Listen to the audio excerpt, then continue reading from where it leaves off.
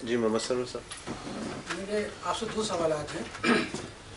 یہاں ہزاروں میل دور رہتے ہوئے بھی احساس ہوتا ہے کہ پاکستان میں ایک انارکی ہے، لا لیسنس ہے، اور گورنمنٹ بھی وہ افیکٹو طور پہ کام نہیں کر سکی، حالانکہ سویلین گورنمنٹ ہے، پورا مینڈیٹ ملا ہے اس کو. میرا پہلا سوال آپ سے یہ ہے کہ دنیا بھر میں ایک جوڈیشری کا یہ تصور ہے کہ وہ نان پارٹیزن انڈیپینڈنٹ ہوتی ہے، لیکن پاکستان میں بعض اوقات ایسا نظر نہیں آتا. سپریم کورٹ ہو، چیف جسٹس صاحب خاص طور پر سموٹو ایکشن صرف ان چیزوں پہ لیتے ہیں جن میں وہ یہ محسوس کرتے ہیں کہ یا تو اس کی پبلسٹی بہت زیادہ ہو جائے گی یا یہ ٹوٹلی اگینسٹ گورنمنٹ جائے گا اور میرا نام ہوگا، جوڈیشری کا نام ہوگا. اس سے یہ پتہ چلتا ہے کہ it is a totally biased and partisan. اس کے بارے میں آپ کا اور سپریم کورٹ بار کا کیا موقف ہے؟ اور دوسرا سوال میرا یہ ہے کہ پاکستان میں اگرچہ اس وقت سویلین گورنمنٹ ہے، لیکن لگتا ایسا ہے کہ فوج کا اثر رسوخ اور اس کا غلبہ جو ہے وہ زیادہ ہے.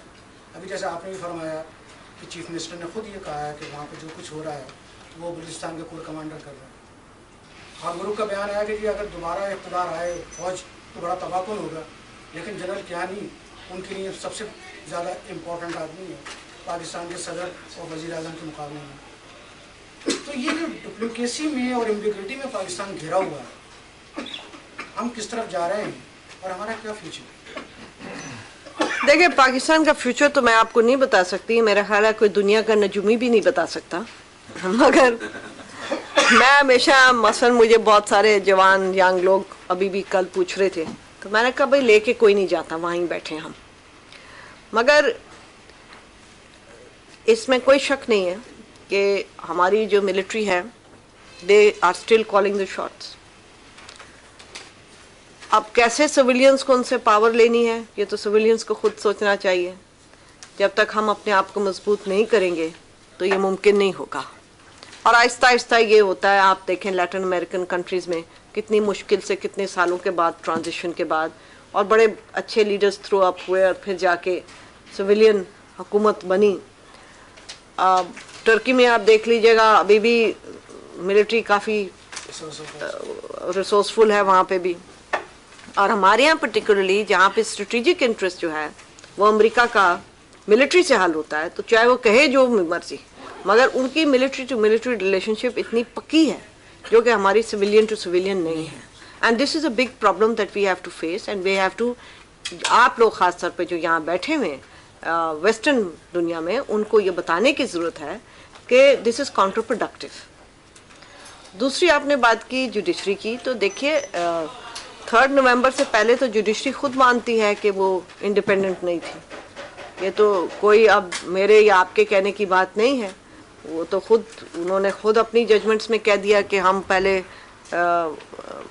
پولیٹیکلی پولیٹیسائز تھے اور we were not impartial, we were used that. اب 3 نومبر کے بعد کی آپ بات کریں تو میں آپ سے تھوڑا بہت یہ ہے پرسیپشن جو ہمارے بھی لوگ اس کے بارے میں بات کرتے ہیں. آپ نے دیکھا علی احمد قدس صاحب نے بھی کہا کہ ٹی وی دیکھ کے اگلے دن سو موٹو دیے جاتے ہیں، تو یہ پرسیپشن ضرور ہے. اور میں یہ سمجھتی ہوں کہ پبلک انٹرسٹ لٹیگیشن جہاں پہ ایک بڑی اچھی، it's a very good tool for a judiciary to use in the interest of people. That tool has to be used with certain guide lines. اس کو ایک انرولی ہارس نہیں بنا سکتے ہم. تو یہ کچھ گائیڈ لائنس دنیا میں دی ہوئی ہیں اور ان کو اس کے مطابق چلنا چاہیے. کیونکہ اب تو جیسے میں نے اس دن کہا کہ ہمارے پاس اب کلائنٹس آتے ہیں اور کیس چاہے جو ہو، چاہے وہ مینٹیننس کا ہو چاہے وہ کھلا کا، وہ کہتے ہیں سو موٹو کرا دو.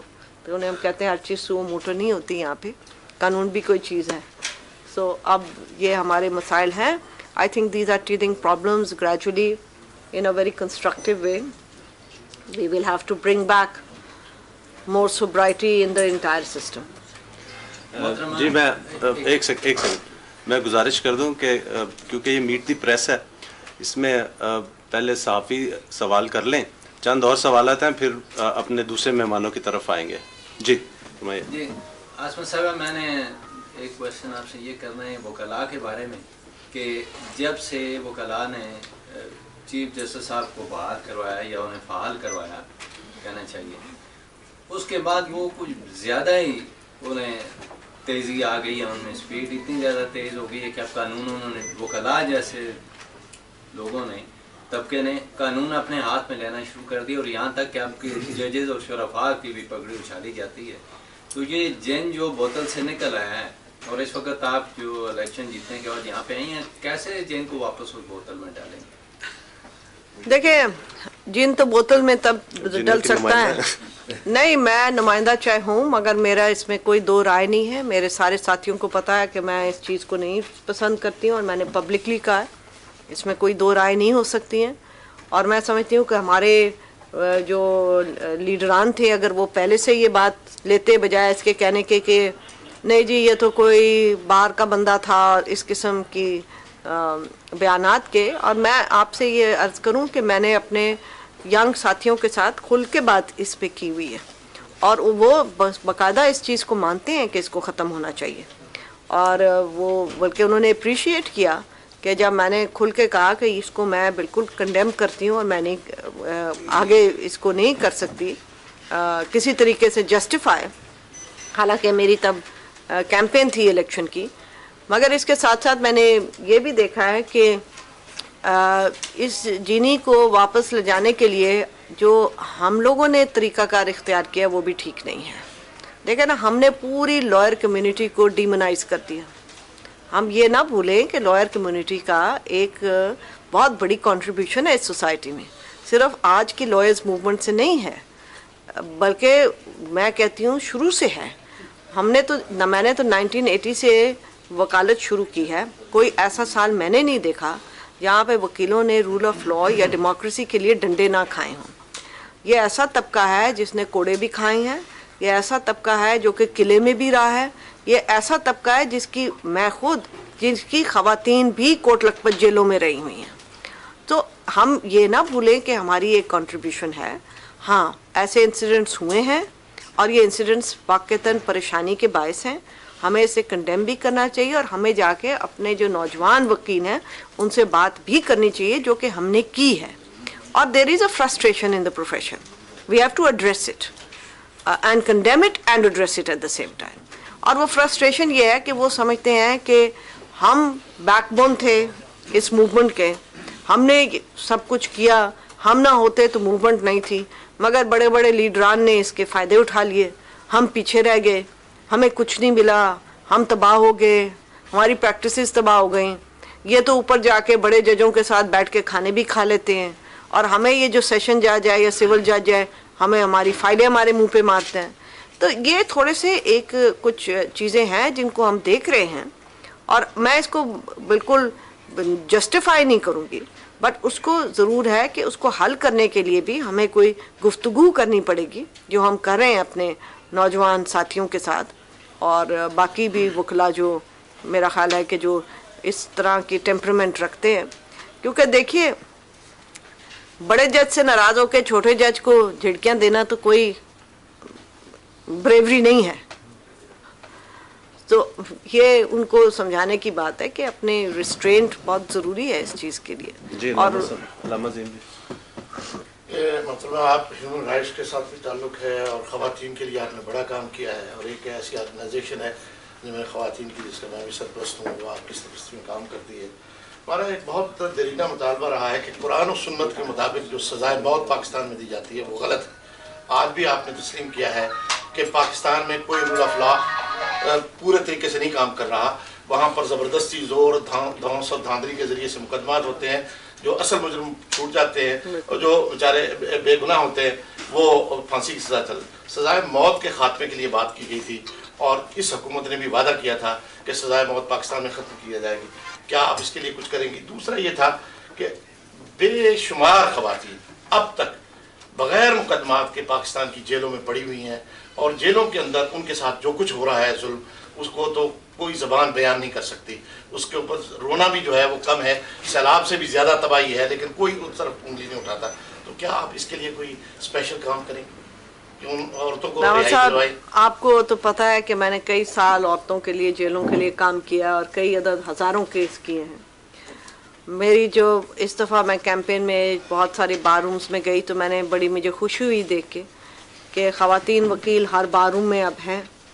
हम ये चाह रहे हैं कि अगर मुझे हिम्मत हुई तो इस साल के अंदर उनको हम इनकरेज करेंगे कि वो लीगल एड दें और भी ख़वातीन को जो कि दूसरी जेलों में भी हैं, सवाए कराची, लाहौर, इस्लामाबाद, पिंडी, ताकि जो छोटी छोटी और जेलें हैं वहाँ पे भी उनको एक मॉनिटरिंग भी हो उनकी और उनको लीगल एड भी मिले। दूसरी आपने जो बात की जी कैपिटल पनिशमेंट के बारे में, सज़ाए मौत के बारे में, सुप्रीम कोर्ट बार जो है उसकी इसके ऊपर कोई पोजीशन नहीं है, क्योंकि मैं वही पोजीशन ले सकती हूँ जो बार ले, मगर मेरी अपनी ज़ाती पोजीशन जो है वो छुपी हुई नहीं है। मैं तो समझती हूँ कि इसको मैं सज़ाए मौत के ख़िलाफ़ हूँ और मैंने ये भी UN के अंदर भी ये मेरी एक मुहिम थी जब मेरा पहला मैंडेट था।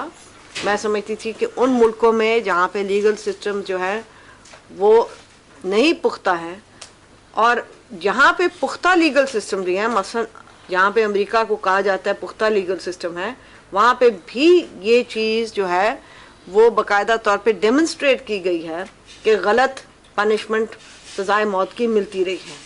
तो कुजा हमारा सिस्टम जो उससे ज़्यादा रॉ है।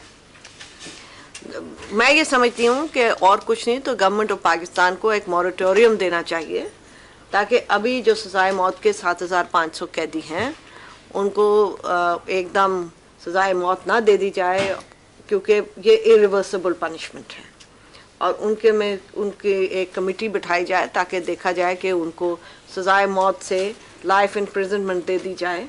मैं ये नहीं कह रही आप उनको छोड़ दें, क्योंकि विक्टिम्स नॉर्मली ये समझते हैं कि हम उनको छोड़ने की बात करें, नहीं, मैं समझती हूँ। और दूसरी बात ये है कि मैं एक तरह से मेरी एक थिंकिंग है कि ये ज़िंदगी तो अल्लाह ताला के हाथ में होती है और कोई अगर रियासत भी ज़िंदगी ले तो मैं उसको एक कत्ल ही समझती हूँ। सो ये मेरा एक मौक़िफ़ है सज़ाए मौत के ऊपर। इसके ऊपर रिसर्च पेपर है, ह्यूमन राइट्स कमीशन ने बहुत रिसर्च की है और वो इंटरनेट पे आप देख सकते हैं। गुलाम शाहनवाज जी, मेरा सवाल ये था कि NRO जो है उसकी जो असर रूप पर अब तक अमल नहीं हुआ। As a supreme court bar association president के हवाले से आप क्या समझती हैं कि उस तरीके से अमल नहीं हुआ जिस तरीके से होना चाहिए था, और इसमें जो है वकील अपना क्या किरदार अदा करेंगे? देखिए, अभी तो ये मामला जो है सुप्रीम कोर्ट के अंदर है, आपको ये पता है, और मैं समझती हूँ कि वकला जो है वो अगर जजमेंट सुप्रीम कोर्ट की चाहे हमें पसंद आए या ना आए, उसके इम्प्लीमेंट होने के लिए हमें आवाज़ उठानी पड़ेगी।